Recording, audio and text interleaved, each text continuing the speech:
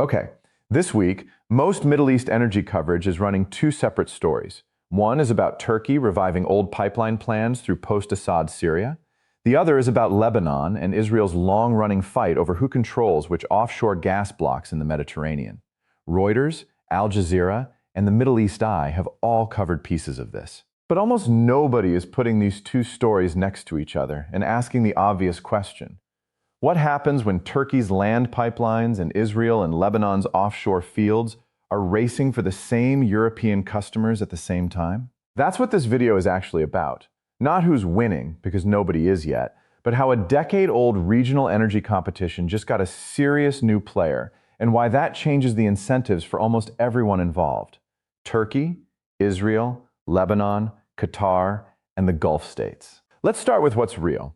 After Assad fell in December 2024, Turkey's energy minister, Alparslan Bayraktar, needed only 2 days to publicly float reviving the old Qatar-Turkey gas pipeline, a project first proposed back in 2009 that Assad reportedly shelved under Russian pressure, since it would have competed with Russian gas in the European market. That pipeline remains, by Turkey's own framing, a long shot. A consortium of energy analysts quoted by Middle East Eye put realistic construction costs at $15 billion or more for roughly 1,500 kilometers of pipeline crossing Saudi Arabia, Jordan, and Syria.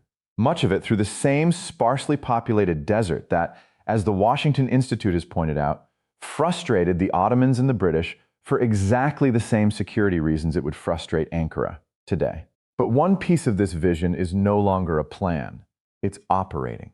On August 2nd, 2025, the Kilis-Aleppo pipeline actually reopened, carrying Azerbaijani gas, funded by Qatar, from Turkey into northern Syria, with a stated daily capacity up to 6 million cubic meters. Call this the corridor substitution effect? Instead of waiting for the full grand vision, a single mega pipeline from Qatar to Europe, Turkey is stacking smaller, already existing pieces of infrastructure, the Trans-Anatolian pipeline, existing LNG terminals, the Kilis-Aleppo link, into a functioning corridor piece by piece, even while the headline project stays theoretical. Turkey's minister made the pitch explicitly earlier this year, pointing to how Iran's strikes on Qatari LNG facilities had already forced Doha into force majeure on contracts with Italy, Belgium, South Korea, and China, and framing a Turkish pipeline route as the insurance policy against exactly that kind of Hormuz-linked disruption. Meanwhile, Syria's own energy minister, Mohammed al-Bashir, says Syria expects domestic gas production to nearly double to about 15 million cubic meters a day by the end of 2026. Separate from any transit pipeline, but a sign the new government is trying to build genuine energy self-sufficiency, not just serve as a corridor for everyone else's gas. Now, the strongest case against treating this as some kind of Turkish masterstroke deserves real airtime, because it's a legitimate one. Energy analysts interviewed by the Middle East Eye and the Washington Institute are genuinely skeptical of the flagship project. Justin Darjan, a senior fellow at the Middle East Council on Global Affairs, called the pipeline technically feasible, but economically and politically fragile. Qatar's own foreign ministry said in early 2025 it wasn't pursuing the idea. Doha has consistently preferred the flexibility of LNG shipping over locking itself into a fixed pipeline route through unstable territory. And the security problem is real, not rhetorical. The Washington Institute notes that an improvised pipeline on wheels, tanker trucks moving 140,000 to 220,000 barrels a day from Iraqi Kurdistan to Syria's coast, already shows how fragile formal infrastructure is in this region. Trucks are filling gaps that pipelines can't safely cross yet. Reviving something like the old Kirkuk-Banias oil pipeline would mean rebuilding hundreds of miles of infrastructure through terrain that has frustrated empires for centuries. None of the conditions needed to secure it, sustained stability, serious security investment, intelligence cooperation, currently exist. This is a genuine, evidence-based reason for caution, not a straw man. So why is Turkey pushing this hard anyway, even against that skepticism? This is where the second framework comes in, the infrastructure first mover logic. Energy corridors, once built, are extremely difficult to reroute. Pipelines are capital intensive, decades-long commitments, And whoever lays the first workable route through a region tends to lock in transit fees, political leverage, and commercial relationships for a generation. Turkey already has 7 gas pipelines, 5 LNG terminals, 3 floating storage units, and 2 underground storage facilities, according to Chatham House's analysis of the post-Assad landscape. 43% of its own electricity already comes from renewables. That's an unusually strong existing base to build outward from. Historically, this is the same logic that drove 19th century railway competition between European powers in the Ottoman Balkans and 20th century pipeline competition between Western oil majors in the Caucasus. Whoever builds the physical route first shapes the region's economic dependencies for decades, regardless of who eventually should have won on paper. Turkey isn't necessarily betting the mega pipeline gets built. It's betting that being the most active infrastructure builder in a moment of Syrian reconstruction, estimated by Chatham House at $400 billion in total need, buys outsized influence over how that corridor eventually looks, even if the final shape isn't clear yet.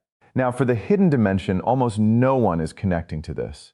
Israel and Lebanon's stalled maritime gas dispute is happening in the same window, and it changes the stakes for everyone.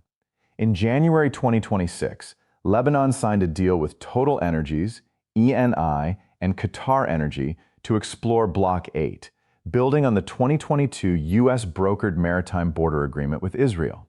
But Al Jazeera has reported that Israel's post-ceasefire buffer zone inside southern Lebanon, a roughly 10-kilometer strip Israel calls the Yellow Line, overlaps 2 blocks of the Qana gas prospect that were explicitly guaranteed to Lebanon under that 2022 agreement. Experts cited by Al Jazeera, including Lebanese energy policy analyst Lori Haytayan, are careful to note that Qana still has no proven reserves. This is a dispute over potential resources, not confirmed ones. But the accusation of a resource grab, even if contested, adds real friction to a maritime relationship that was already fragile between 2 countries technically still at war. That friction matters directly to Turkey's pipeline calculus. The more Israel, Lebanon, and Cyprus remain tangled in unresolved maritime and security disputes. The East Med pipeline connecting them to Greece has, as Chatham House notes, already struggled for over a decade and lost U.S. backing in 2022. The more attractive a stable land route through Turkey and Syria looks to Gulf gas producers and European buyers as an alternative. Turkey doesn't need to defeat Israel's offshore ambitions to win this race. It just needs the offshore route to keep stalling. Here's what to watch in the next 48 to 72 hours, and what each outcome would actually signal. First, watch whether Total Energies or ENI announces a concrete drilling timeline for Lebanon's Block 8. If a firm date appears, it suggests investors see the Qana dispute as manageable despite the buffer zone controversy.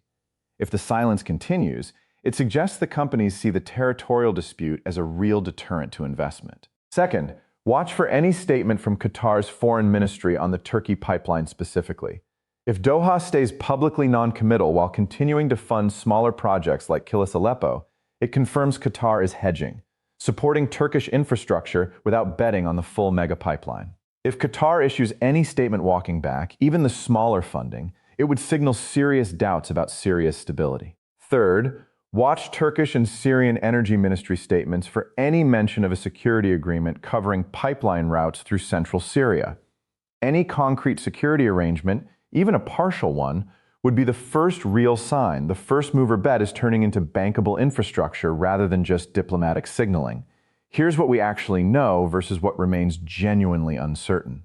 We know Turkey has real infrastructure advantages and is moving faster than any other actor to build physical energy links through post-Assad Syria.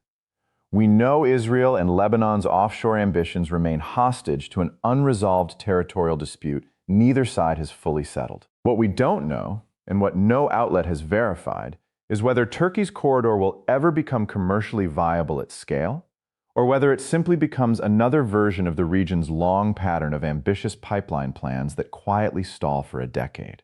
The question worth sitting with isn't who wins this.